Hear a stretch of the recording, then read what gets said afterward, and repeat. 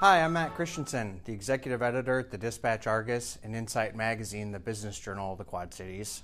And I'm here on behalf of the papers and the United Way of the Quad Cities to host the 2021 Rock Island Mayoral Forum. Tonight's candidates are the incumbent, Mike Tomes, and the challenger, Thurgood Brooks. Our forum will last about an hour. Mr. Tomes has won the coin toss and will go first to give his opening statement. All right. I'm going to start by doing a quick short bio of myself. I worked for a company called Tomes Press Company, a family wholesale distribution, for almost 30 years. You know, and what is humbling and nice about that is I started at the ground floor, working the night shift in the warehouse, having to pick orders, load trucks, and work alongside a lot of great people. And during that, I was able to learn what it takes to do hard physical labor. As my years went by, I was able to move on to different positions and take on more responsibility. In that, I had to learn a lot about leadership. And I learned what style of leadership worked best for me and worked best for motivating people. And so for 29 years, and then the last 5 years, actually maybe 7 years, I was vice president of operations and had 250 people that I was responsible for, with drivers and truck drivers and warehouse people. And so once again, a lot of people, a lot of responsibility, and needed to work on leadership. Did a lot of volunteer work after that. When I ran, I said I was going to grow the economy, work together with others, and listen to people. And I've done that. I expanded existing businesses, which is about 80% of growth in a typical community. Added new businesses, McLaughlin, GTI, Agri Solutions, and many others, small and big. Worked together, did a lot of public-private partnerships with Dari and the Chamber and the Rock Island Arsenal. Listened to people. We held quarterly town hall meetings. Had open door policy in City Hall. And answered every phone call and text and email that I received. So once again, I wanted to listen to people. I did it. And we then followed their lead. Thank you. Mr. Brooks. Thank you. Hi, I'm Thurgood Brooks. First of all, I thank the Quad City Times and for all of you here and watching at home for the invitation. It's been a very difficult year for a lot of people, and probably many of you too. Individual and business alike have been suffering, even before the pandemic. Rock Island had real problems. Many of you had told me and my team that you're concerned about the quality of education in Rock Island, our racial equity in healthcare, and that our job situation and economic security and the cost of housing are concerning. We have complex problems and not easy to fix. They'll take time and some systematic and strategic work. But I believe we can solve them together. I believe that listening to our residents to understand their needs and being transparent and communicating regularly and working together as a community are keys to our success. We want to think of Rock Island differently than we have been in the past. We must envision a city where we envision our goals, and we do this together, and we can do that together and create meaningful change. We can expand our education opportunities and training opportunities. And we can have great jobs. We can improve our health care for all Rock Islanders, and we can make it better for those in our community who are most vulnerable economically and otherwise. As an African-American mayor, I've seen the best and worst of Rock Island. And as your mayor, I look forward to working to ensure that we are working together and collaborating inclusively and transparently. Mr. Brooks, the first question will go to you. You've said that you would form a police community relations commission to collect and evaluate data on policing and issues within the community in Rock Island. Why is this a priority for you? It's a huge priority, Matt. I even talked to Mike about it over the summer. And in fact, I spoke to Mike about it in several meetings and over the phone for one time for about an hour and a half. And it took some time until we got in the paper for us to come back and be able to move forward with that discussion. But it's important, Matt, because we have a disconnect and mistrust between our community and policing and vice versa. And so I think it's critical to bring our community together with law enforcement included,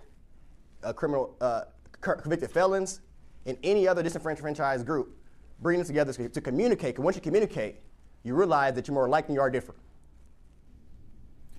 Mr. Tomes, do you think a community relations commission is a good idea when it comes to policing? A community relation is, dependent on what authority they have. At this point, we have no problem, and I wouldn't have a problem having the community talk about issues that are involving the police department, but I don't think that they should have the authority to make decisions. Whether it's personnel issues, and we should not be sharing personnel records. There's between the union and the city manager and the police chief to work on whether should be discipline or whether there should be other changes made. We were offering, I did talk to Thurgood, and we offered to make some ordinance changes and have offered him several different options with ordinances that we feel would work. Mr. Brooks, what are those ordinances? Well, as far as ordinances, we haven't discussed any ordinance change. We met with Mike and the city manager and other mayors and city managers throughout the city, or the Quad Cities. But we struggled with Rock Island. That's why we ceased talks in the summer. And when we got back to him, it was after we were on the paper with your paper, Quad Cities Times, where we got 3 emails and a phone call from Mike and the city manager looking to move forward behind with the Community Relations Commission. And let me be clear, Matt. We're not asking them to hire and fire people. It's a Community Police Relations Commission, which should be build relationships. And that's what we're looking to do. And I hope we can move forward with it. And we will move forward with it when I'm mayor. Mr. Tomes, do you think there should be next steps in the conversation with the resolution? Absolutely. We did, once again, send a draft of an ordinance and policy changes to Mr. Thurgood. So I think, yes, there should be some dialogue going back and forth. Is there room for improvement? Absolutely. Can you talk a little bit specifically about what the police department in particular might do differently to improve relations with residents in the city?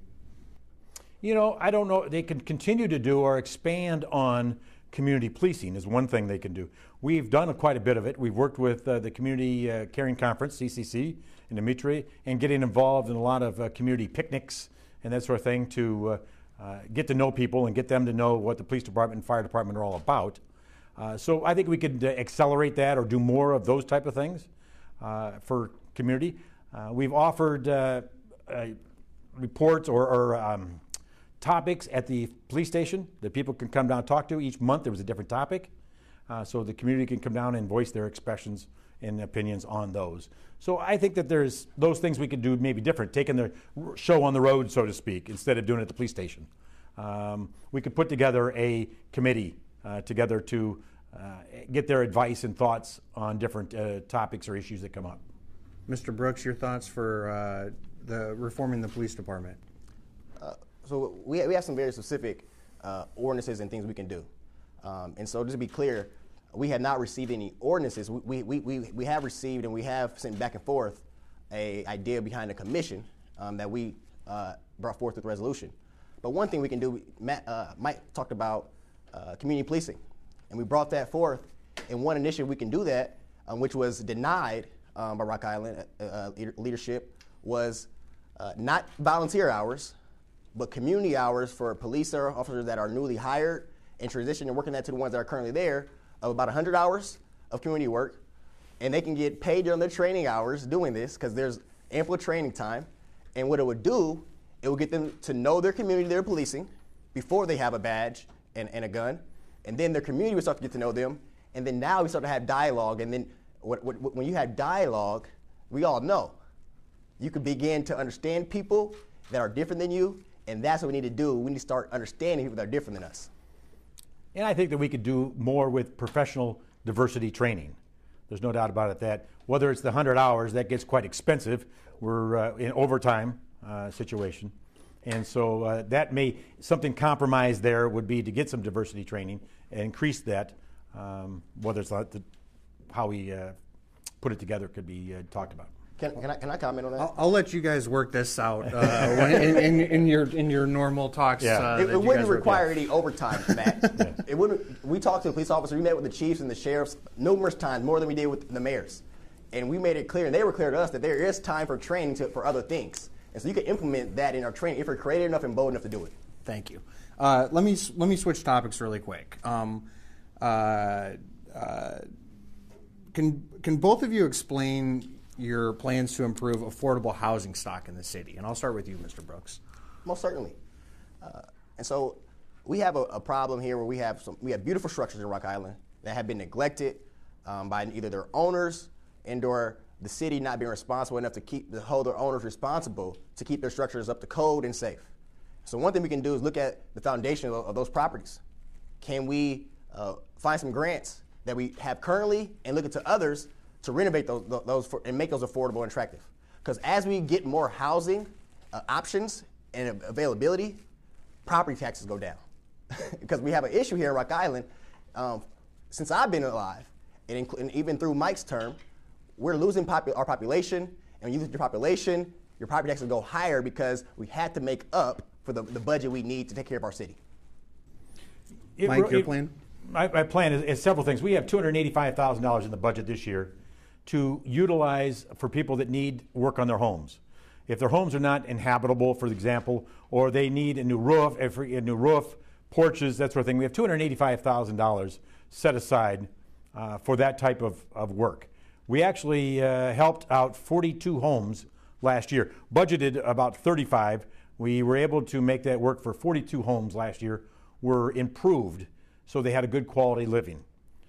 We also have passed a TIF deal, a TIF project for Century Woods and Heather Ridge to improve that housing. So people have good quality housing to have. You know, just adding more doesn't solve the problem. We need to have quality homes.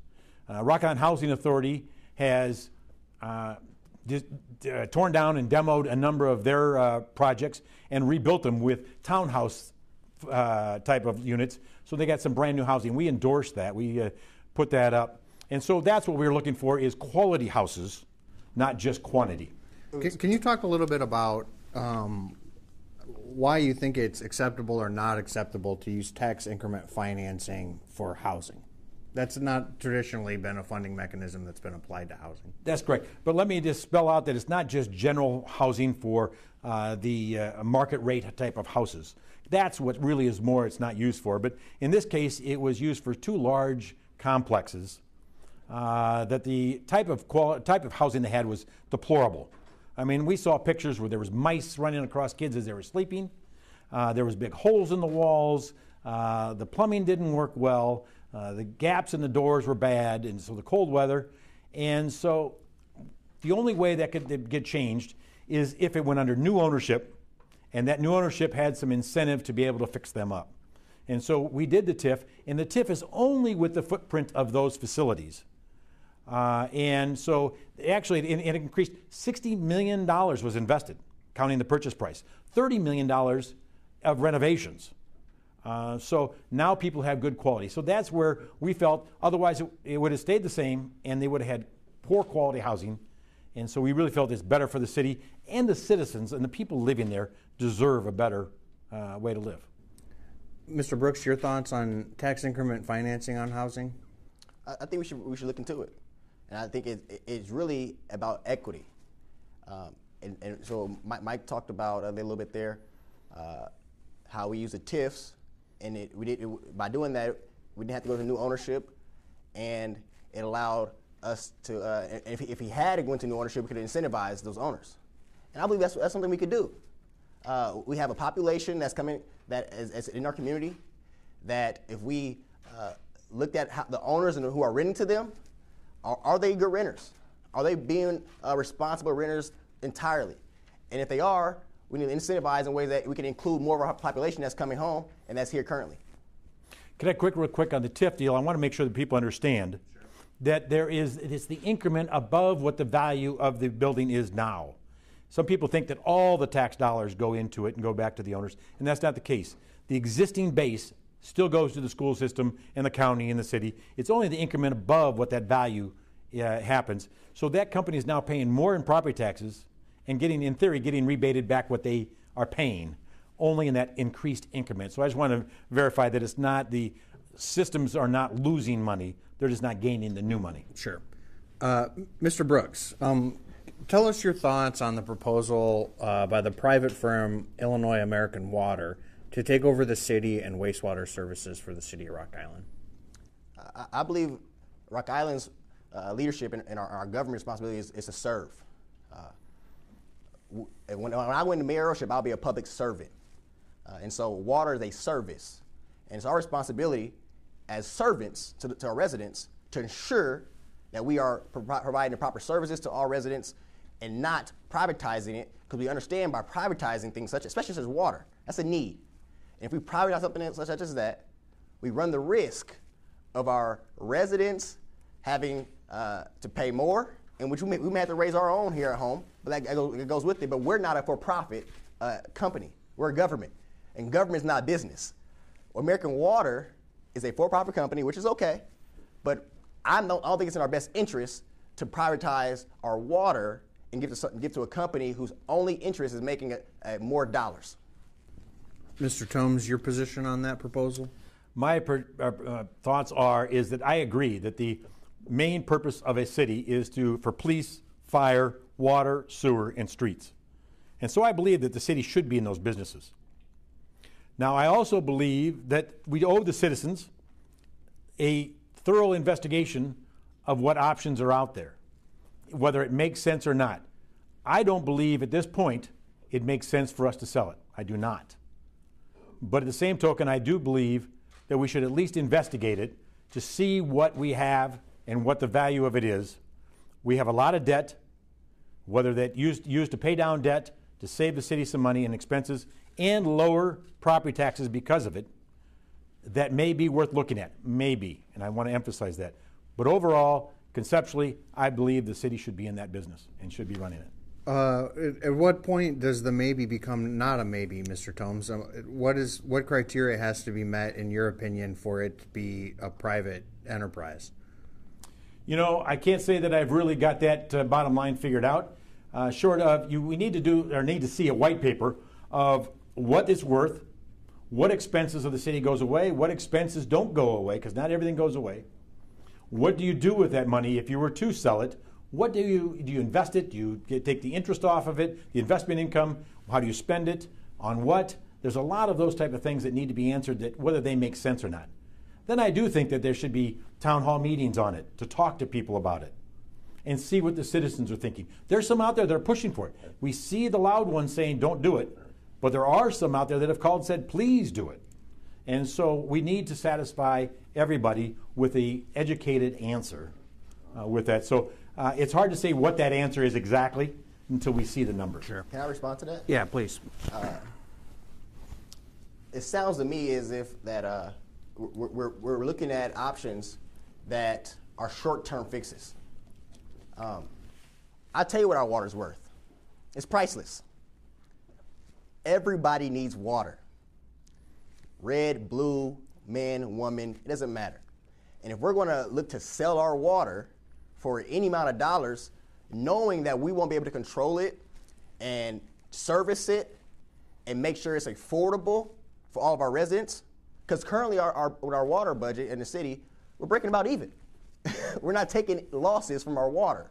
And so we should not, it's irresponsible for leadership to consider options that would put our residents at risk of not having a natural resource such as water. And let me add real quick there, we are at a negative on it. We are not breaking even at it.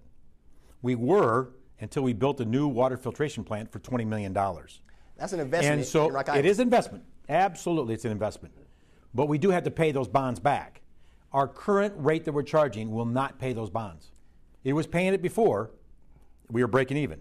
Now we're going to lose it. So as soon as we start making bond payments, we're losing. So the city is going to have to increase its rates as we sit today to make those bond payments, which is fine. It still could be cheaper than what a private entity would be charging. I'm not arguing that point. But we are not breaking even. We are actually right now losing money in the water fund. and we hope to be making that change here shortly to get it so it's breaking even. And that's why I do, at this point, support the city to maintain running those facilities. Great. The water problem gets to the heart of Rock Island's financial situation. And this year, the city had initially planned a 6% tax increase, then decided against it.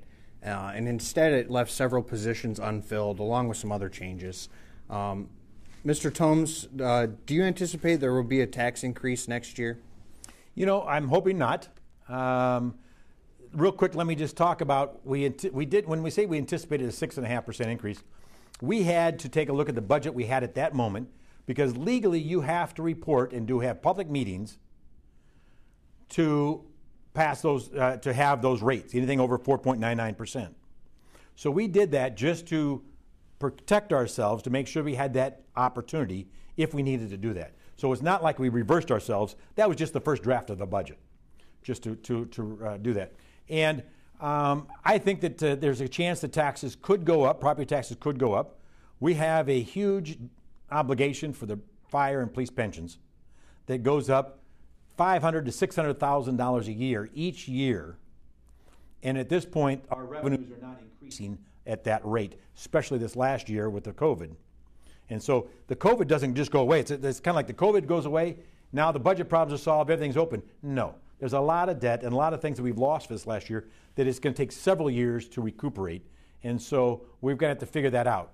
We're going to have to take a look at expenses and see if we can hold it down. There's no doubt that's a top priority of mine, is to hold property taxes with no increase. That's a priority of mine. We'll come back to this a little bit more, but I want to give Mr. Brooks a chance to answer this one specifically.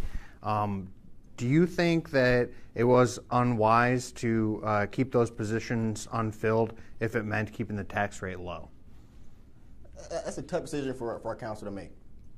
But what I do believe we need to do in Rock Island, Matt, we have to start investing in Rock Island and Rock Islanders. We talk about growth. We talk about property taxes. It has a direct impact on our economic development. And for at least a couple years now, that position has been unfilled. And now we have more positions unfilled.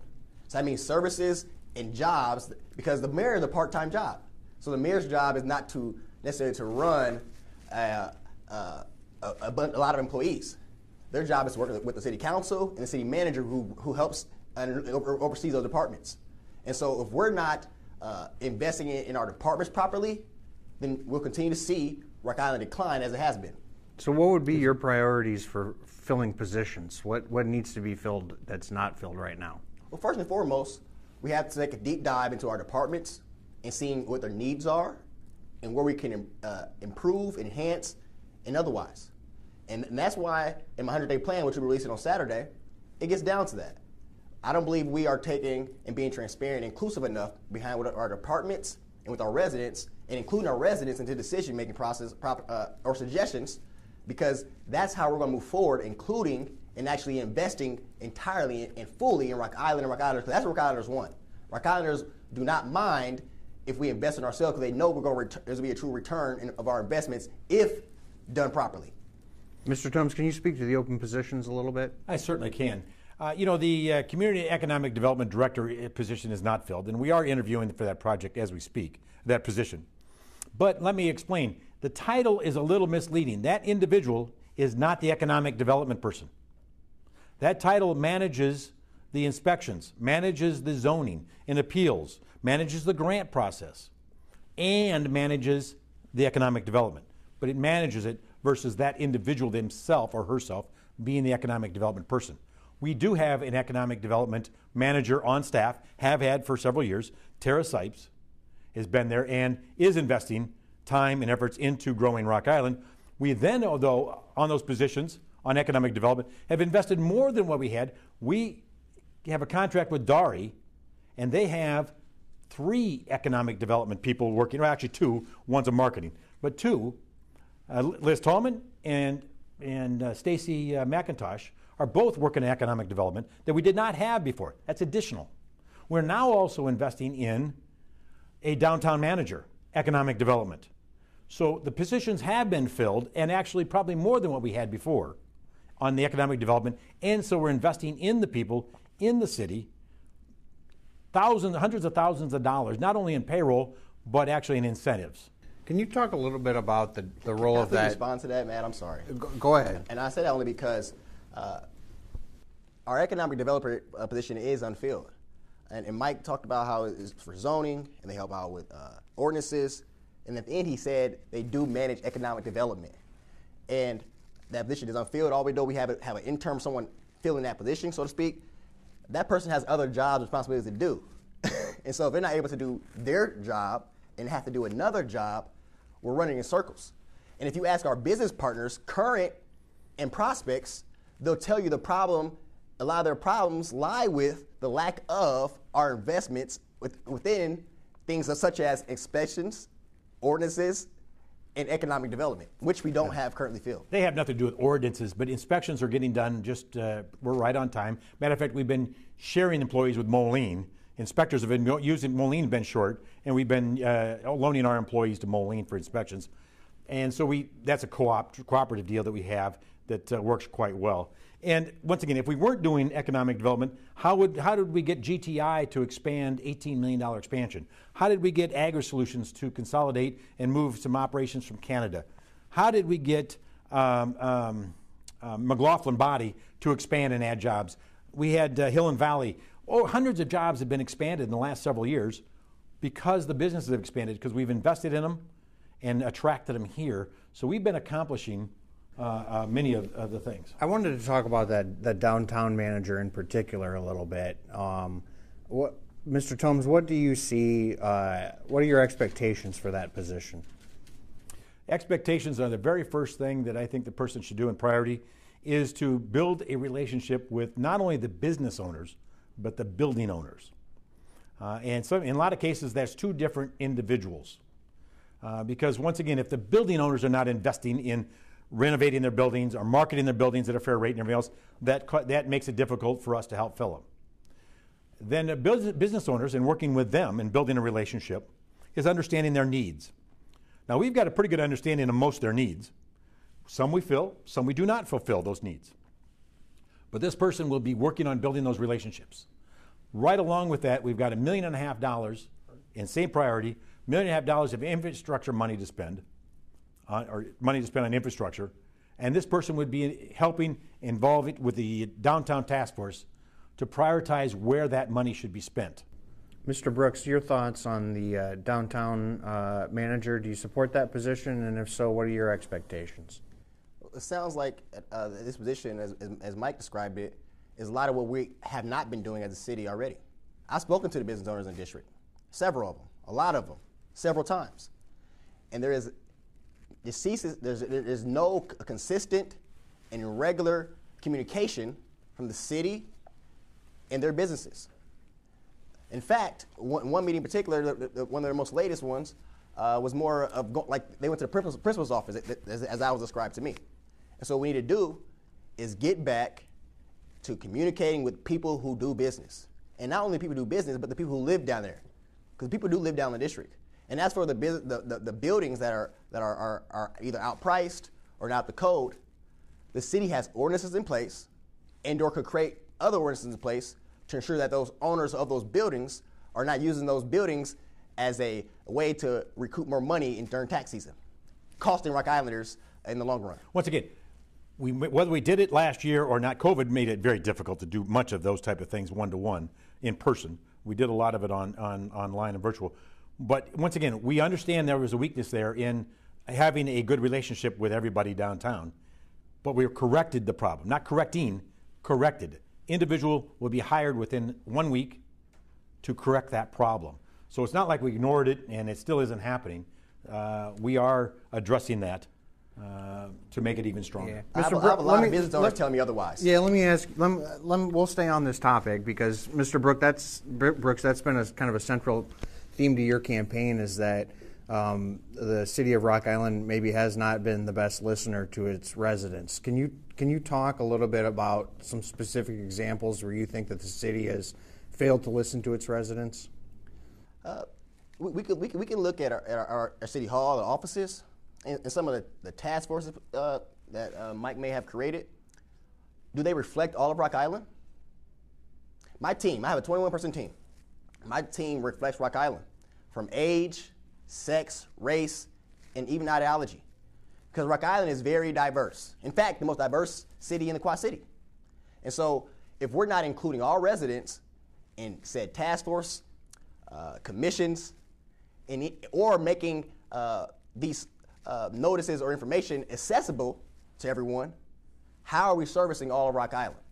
And how are we being transparent in what we're doing? And so that's what we gotta get back to, because Rock Islanders feel as if that we have not been working with them, but in fact, or instead, dictating to them.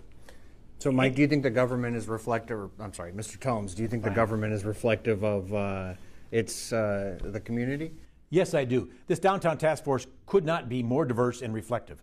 There is females on there, there is black people on there, there is residents on there, there's building owners on there, there's business owners, it is realtors on there. And once again, it's not, sometimes the diversity is not just in race or economic or where you live, it's sometimes the trait. You want somebody like a realtor that has some insight. So yes, it reflects perfect of the demographics of the city of Rock Island if you look at that downtown task force. And we're continuing to add some people to it, more stakeholders downtown. So it's reflective of the downtown area. And I also take note that, you know, I personally have met with a lot of the business owners down there. We talk, and the hot issue right now is the bars and restaurants, and mostly the bars.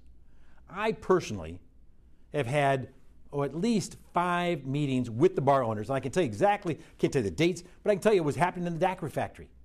And Kyle Peters initiated it and lined it all up and got everybody there. And I've had a number of meetings with them discussing not only the closing times, but security issues and what their thoughts are on how to address that, what hours to keep. Liquor to go, we talked about that as far as during the pandemic and everything else. So I personally have had meetings with them. Let me ask you, on the bar closing topic, what does closing at 2 a.m. accomplish that 3 a.m. does not? You know, it's several things. One is it's symbolic and letting the public know that we don't take the security and the safety of people lightly.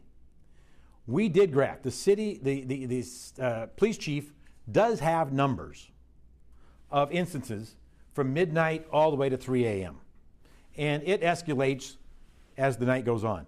Now, does that happen every weekend and every month and everything else? No. It is a year-long type of graph.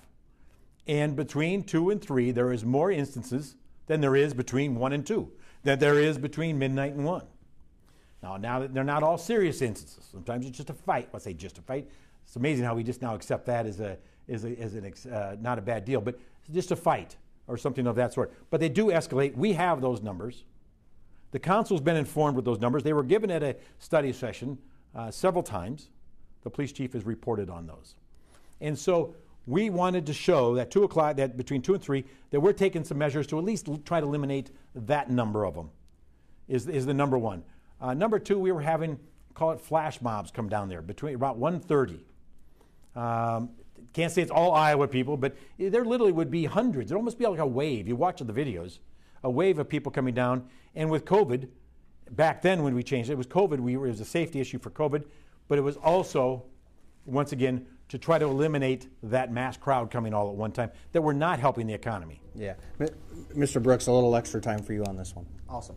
That sounds all reactionary, if I can say. A lot of those meetings that Mike referred to happened after the incident, which, what might I add, occurred before 2 o'clock. So that 3 o'clock curfew would not have stopped that incident. And in fact, I would say nothing would have stopped that incident with the shooting in August. We're human beings. We all have flaws, excuse me. And if someone's going to do something such as that, it doesn't matter where they are, they're going to do it. And so what we need to do is not be reactionary. We should be actively engaged with our businesses on a regular basis and understanding what they need. We talk to our bar owners, our business owners down there. They talk about how poor the lighting has been for so long. They talk about how the security that we have with the city, how we can work better to collaborate with them to ensure safe measures when people are coming and going from the bars. And so we're not doing things such as those, but what we are doing, instead, when something happens, we react to it and we classify it as something other than it is. I'm not saying that we should allow things to happen, but we can't be naive enough to think that simply by closing something down at 1 hour early will stop all crime from happening or things will happen. Yeah. We have to understand that when people go out, they're going to go out and do other things. But we have to, from a leadership perspective, ensure that we're doing everything beforehand to ensure safety throughout the night. So how does Davenport, or how does Rock Island shake the perception that it's a dangerous city? We tell our own story. If you, even in your paper, in your news coverage, as far as danger in the Quad Cities, it's a fact we're not in the paper every day compared to other cities. And in fact, Matt, 2019, I believe it was, we were a top 100 safe city in Illinois, even surpassing our neighbor in Moline. And so we have to tell our own story. We don't do that enough. We do not brag on Rock Island, what we're doing on Rock Island, and that's what we're going to do with me at Mayor. We're going to tell our story. We're going to tell that we have the most national mayor honor scholars at Rock Island High School. We're going to engage with our partnership in the school district, and we're going to ensure that everybody knows we're diverse, we're strong, we're vibrant, and you should come to Rock Island because we're great over here. Mike, is the perception wrong about Rock Island? Perception is wrong. Absolutely. I can answer that very directly. Yes, it is wrong. Real quick, the 2 to 3 o'clock was not because of the shooting. Everybody keeps on talking about this shooting. That was not the issue. That maybe was the final nail that did it. But there, once again, I told you the numbers of crime increased. In 2018, in 2019, looking at the numbers, even without the shooting, they're increasing in that period of that window time. And so that's the reason, not because of the shooting. And so I want to put that to bed, is that was not the reason. It's also, I was going to make a comment, is that it is part of the bigger plan of, once again, this task force, the capital money we're putting in down there, hopefully a SSA to be able to start it down there, a special service area, that with these things together and attracting the right businesses down there, not that we have the wrong ones, but attracting more daytime traffic, the entrepreneurs, the independents, along with the nightlife and the clubs, we could then go back to a 3 o'clock. Nobody's opposed. The city council is not opposed to going back to a 3 o'clock. That is not off the table. We just want to make sure the environment is correct for that. Whether it's the police, whether it's gating, whatever the task force and the downtown stakeholders are wishing, that's when we feel comfortable. It goes back to 3. What about during the day? What needs to happen during the day downtown Rock Island? Because there's complaints about violence at night, but we hear from folks who don't want to come downtown during the day because of panhandlers or other issues. Are there more family-friendly things that could be happening downtown? I want to say the short answer is yes, and then move on. Yeah. Because it is. It's obvious. There's no doubt there could be more shops, retail shops. There could be, and I keep using the same examples, but there's no deli. There's no bakery. There's no ice cream shop. There's no arcade. And those are just, some of the things you think about that, yes, we could add that would make add a lot more day traffic. Yeah. Along with an antique shop and that sort of thing. Lawyer's office, we could attract more lawyers in there. And so, yes, there is more that can be done and should be done for that. We can't snap our fingers just because we do some of these things and say, oh, they're going to show up. You still have to have incentives. You still have to work on the building owners to improve their property. You still kind of have to work on incentives to attract somebody there. Mm-hmm. The biggest problem is with entrepreneurship, which is great, but their lack of capital. And once again, that is something that the state and federal don't have many options out there for capital for startup businesses. Mr. Brooks, can you talk a little bit about or if there's anything the city can do to make groceries more available to its residents? That's a big complaint that we hear about in Rock Island, is a lack of access to groceries. We had to prioritize it. We have to make it a priority to ensure that all of our residents are not neglected. And so we have areas of our city that it's almost as if it's out of sight, out of mind. They haven't been nurtured for years. I'm 27. There's areas of Rock Island that have looked the exact same since I've been alive. And so what we can do, one thing we could probably do is look at ways to start microfarming. When you microfarm, you start getting vegetables and fruits and those things that we need. You're doing that with people who live in the community already, because we have a community on the west end of Rock Island that can tap into that do it already. But if the city engage in ways that we can enhance that, that's almost like a small farmers market. And in fact, and as a district, how we can, if I may, how we can look to ensure more traffic and more businesses. One thing we can start right away, understanding where we are with the buildings and the lack of traffic there. Davenport has a great farmers market they host all the time. Why can't we do that in the district? Why can't we recruit food trucks, people to come with their tables?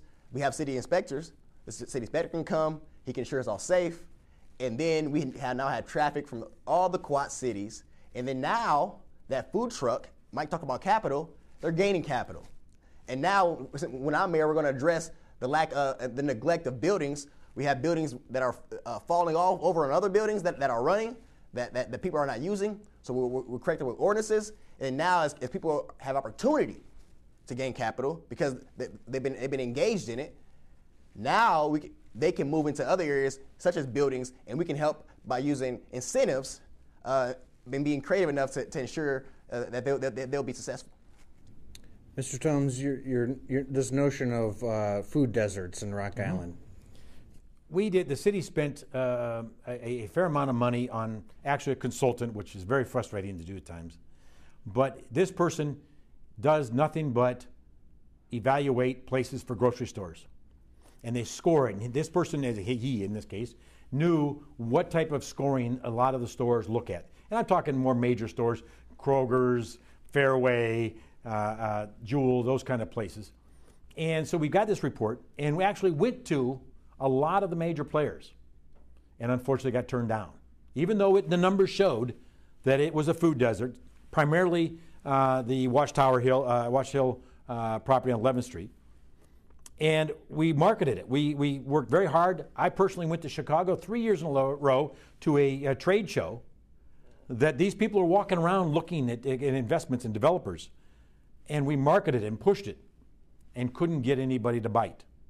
So we worked very hard at that. So it hasn't been ignored. It's not like it's out of sight.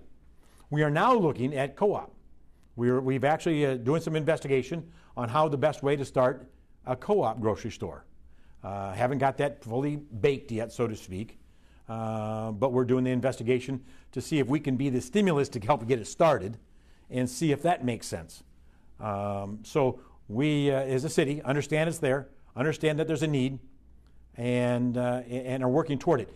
Real quick on the growing, we have 32 city-owned pieces of property that we allow people to grow, have gardens on. They come in, mostly refugees and immigrants are doing it, some locals, if you want to call them, now they're local. But we have 32 gardens, urban gardens, in the city of Rock Island that people are growing. They get it free. We're supplying water to them. And so, some are selling the product, some are just using it to feed neighbors and everything else. Great deal. So there is urban gardening happening in empty lots throughout the city. I want to ask one kind of other budget question before we get out of time here tonight, and that's to address really the anchor around a lot of the nexus cities in Illinois, and that's the cost of public safety pensions. And Mr. Tomes, I'll start with you. In what way would you seek to improve the city's financial position so that this doesn't take up an ever-increasing share of the budget? You know, it's a state issue. Once again, I don't know if people understand, but the police and fire pension is negotiated and dealt with at a state level, but the city has to pay it. And unfortunately, they also had an actuary in there for a number of years, and I'm not throwing blame on anybody. City at a large return on investment, more than what you could really expect. It was at one time 7+% every year, annually, and that just isn't realistic. And so because of that, it was underfunded, or it kept dropping as far as the amount was in there to be able to cover it. And so we've had to increase lower that number to a more realistic number, actuary number return, and that increases your premiums. But it's only fair, because The state then, once again, put a regulation on it. It has to be 90% funded by 2041. It's a state issue that needs to work on. Do we have to meet the 2041 budget? Can they stretch that out farther? We have zero control over that part of it, the budget, the pension plan. And so it's only, we got to raise revenue. The only way is to raise revenue to be able to cover it. And there's a multitude of ways of raising revenue. One is to get in new businesses, adding more sales tax, more property tax, bringing people's value of their homes and everything up.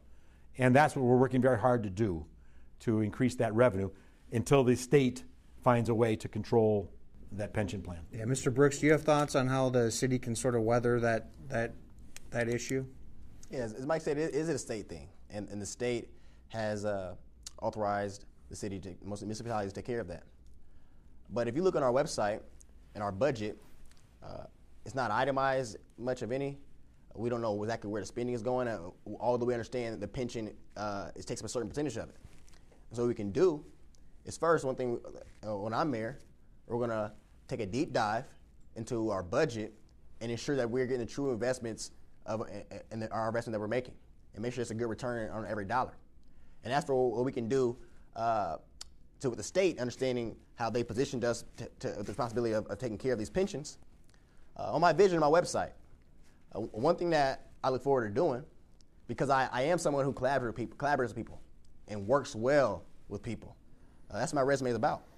I look forward to working with mayors and city councils that border and throughout the state of Illinois to go to Springfield, because we're a local government. The local, state, and federal government. The local needs to communicate upwards behind what the problems are and needs, and how the state and otherwise could help address those. Real quick, just so I want to put it in perspective, the city of Rock Island collects approximately maybe $13+ million in property taxes. The state, the police and fire pension this year is close to $9 million. Okay, so that's in the general fund. What does that leave left? That's just the pension. There's no payroll. That doesn't leave a whole lot to work with. Now, our budget's larger than that because we get the sales tax and some other things and that sort of thing.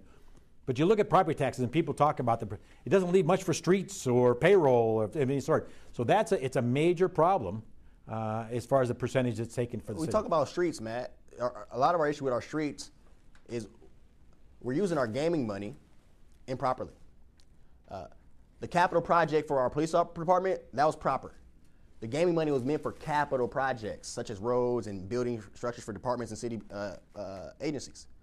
It wasn't intended to pay off the debt for the previous administration's Walmart venture. And since we're doing that, that's why our monies for our roads are minimal. And so we have to, and perhaps that is the only way we can do it, but is that the only way? Could we do it differently? I suppose I better let you respond to that. Yes, exactly. Thank you. And he's correct. He's absolutely correct. In many years, the gaming money was used for capital. And it was money that after we got it in the account, we didn't spend it till we had it. So it wasn't futures. And so he's correct. It was for street projects or capital projects. But the previous administration did two things. They built a police station, which was needed, call it $20 million or so, but they also spent close to $20 million for the Walmart project. $40 million in debt in 1 year was heavy, and neither one of those projects bring in any revenue. So it was, by default, we had to use that money to make those bond payments. What choice do we have? Now, so we do want to correct that. There's no doubt about that. That should be corrected the best we can. But what we did do for roads is the city's portion of fuel tax. We did a lockbox. That is about $500,000 a year that is now cannot be used anything but for roads, where before it could be used anywhere in the general fund. So in my administration, we did change that and added $500,000 to streets and roads 2 years ago. This will be the second budget year to use that's that. A little backwards. We already had that in place. The gaming money was specific for that. So we stopped doing that and we created something else. But how do you pay the bonds? You got to pay those bonds. We got to pay the bonds, but the bonds are low interest.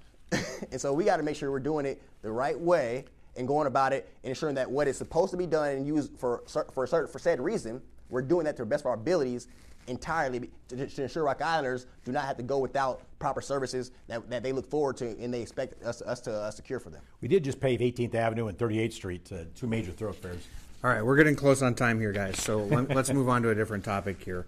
I wanted to ask a little bit about the city's role in a regional lens because, as everybody knows, we're 5 cities in one community. So over the last couple of decades, Quad City leaders have discussed establishing a funding mechanism through which we could tackle big transformational projects on both sides of the river through a funding stream that would come from local folks. Most recently, that's sort of been renewed through talk of creating a Quad Cities Metropolitan Authority that would be able to do projects like riverfront development or even supply preschool for all. But it would mean requiring people to pay taxes for things that might not come to fruition in their own communities. Do you support this Metropolitan Authority concept, and why or why not? Trustee to who first? I'll go to you, Mr. Tomes, first. Okay. And yes, I do support it. We need to work as a region. If we want to continue to grow, we need to work as a region. One city all by itself is going to be very difficult to grow at any kind of rate. A new business starting up over in Davenport can help Rock Island. The people may live there. If we can attract them and find the reason they should want to live there, we are going to attract them and have that. There could be subsidiary businesses that locate. So what happens in one city can affect the other. And so in turn, we need to work together and help each other. And this is one way to do that. There's a lot of large projects out there that one city could not fund by themselves or get state funding or federal funding enough, or it takes too long. And so this is one way to do that. Now, the board and structure of this sort of thing needs to be very carefully crafted to make sure that it works. And there's no doubt everybody needs to be educated and trained that, yes, my dollars today are going from Rock Island to Davenport or Bettendorf or Moline today to do that project. But whether it's 5 years, 10 years, that next time there's a project, it could be in Rock Island or should be in Rock Island. Whether it be the new Centennial Bridge, whether it be building something, a civic center, or not a civic center, I don't repeat, but something on the site on 11th Street and having a community own it and using that money that the city can't afford to do on its own. So there are projects. People just have got to have patience, trust in the community working together, and it can work. Yeah, Mr. Brooks, your thoughts on the Metropolitan Authority? I'm all for regionalism. It's important because since we're the Quad Cities, we're so close and we do help each other out. But I'm looking forward to be the mayor of Rock Island first and foremost. We have to invest in ourselves first. And if the regionalism is not what's best for us, as far as the metropolitan deal you're talking about, if it's not ensuring that what's best for Rock Islanders, then we need to ensure that we're doing what's best for Rock Island and take care of ourselves. And while I'm for regionalism, I do believe too often, including my discussion with Mike regarding police reform, too often we lean on regionalism and we do not move forward within the borders of Rock Island. And so I look forward to working toward regionalism, but first and foremost, ensuring that Rock Island will move forward with or without said plan. Mr. Brooks, this one's for you to start. In October, the United Way, the Quad Cities Chamber, the Community Foundation, and Visit Quad Cities hosted the first ever Equity Summit. That was a conversation about race and economic disparities in the Quad Cities. Around the same time, this newspaper published a series called The Black Experience that showed in some stark details that people of color in the Quad Cities do not have the same opportunities as their white peers. As a mayor, what will you do to help people of color in Rock Island? First of all, we need to actively engage and bring them to the table. And that doesn't just mean those typical people that we bring to the table, such as the NAACP, the Martin Luther King Center, which are all great. But some things we got to do, we got to tap into those communities that have not been brought to a table to understand their needs and their concerns, and or why and how they got to where they are. And so one thing we can do as a city level, we can invest in a diversity, equity, inclusion officer, or someone or team that their sole focus is ensure that all of our policies now and in the future are working toward equity. That's what we need to do. And we also can look forward to how we can incentivize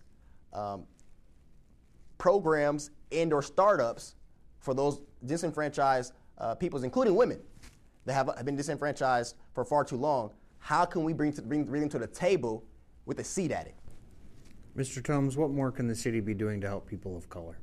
We're working on several things, actually. One is, I have been working on for the last 4 years, is there's 25 boards and commissions that the mayor nominates people for and the city council votes on, and added a lot of diversity to those boards and commissions to make sure that it views and reflects the city.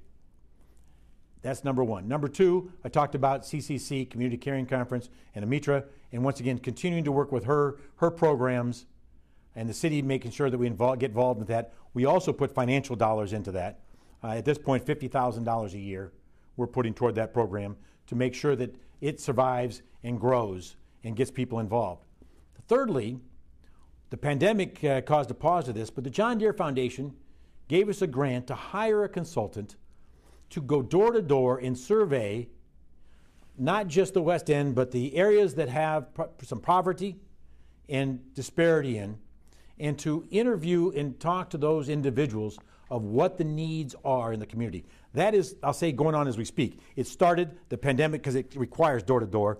The pandemic stopped that, so it's going to be starting up here very shortly when it's safe to do so.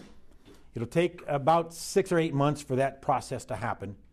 We then have an opportunity to we'll get a summary of that and go to the John Deere Foundation for a larger grant to put those things enact the issues. Whether it's building a community center, whether it's hiring consultants, hiring different training, trades and trades and that sort of thing.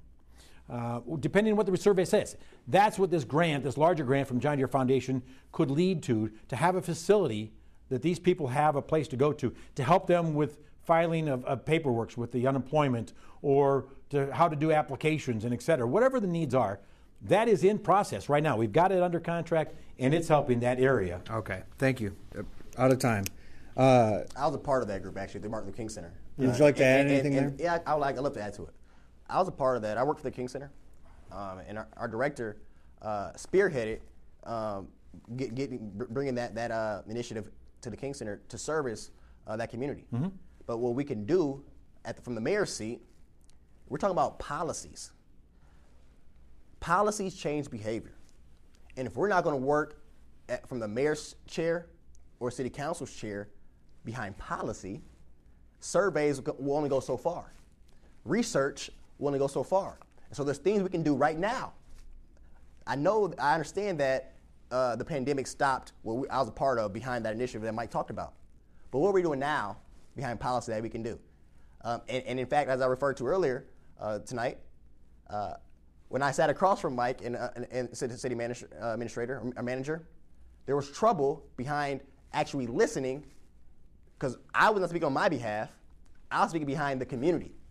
I had a community of thousands of people that agreed to behind a consensus behind the document we brought before them, and the listening to actually engage behind action was not fully there because that we were talking about policy changes, and that's what we need to do.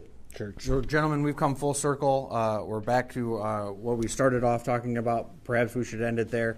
Our hour is up. So, Mr. Tomes, why don't you give your closing statement, and then we'll let Mr.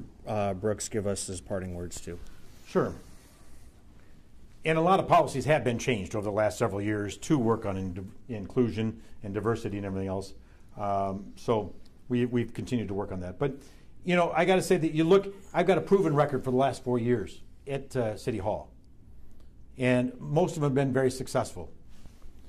We've added jobs, increased revenue, no tax increase last year. Pandemic year, people are struggling. We didn't want to burden them with an increase.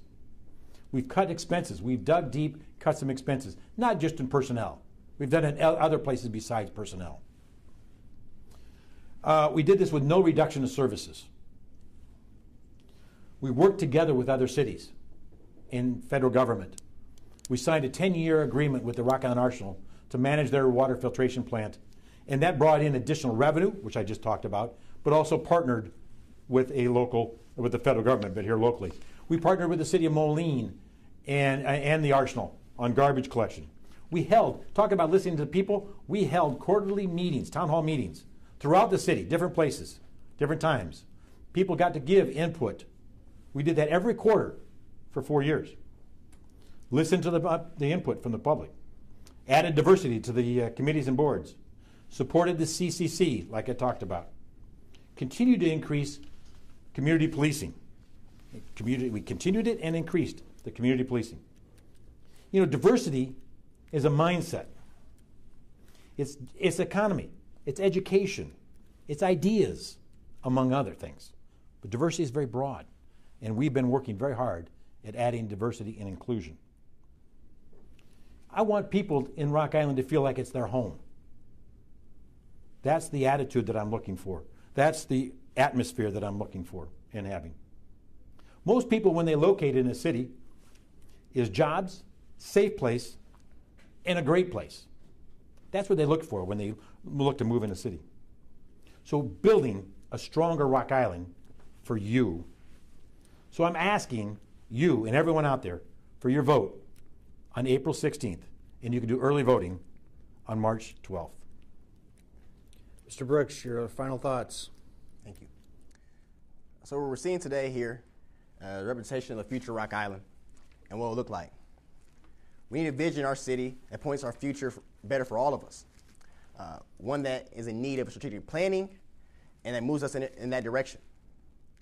My opponent has described incremental changes, but changes toward what? I look forward to a clean and green economy that creates good jobs here at home and improve our living conditions.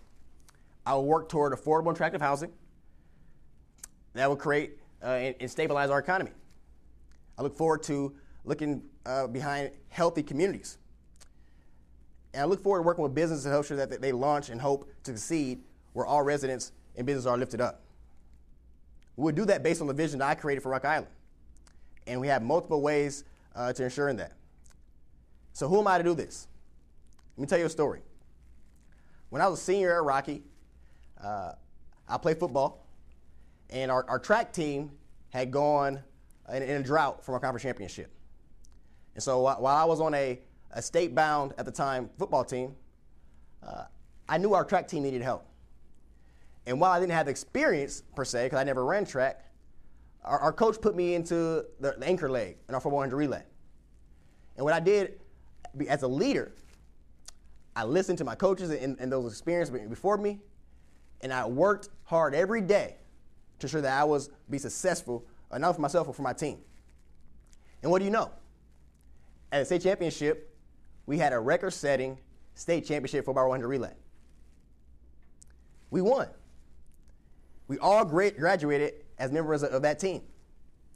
So I don't claim to know everything, but I do promise that I will work with my expertise, with dedication and commitment to make sure that our community is positioned for a winning run.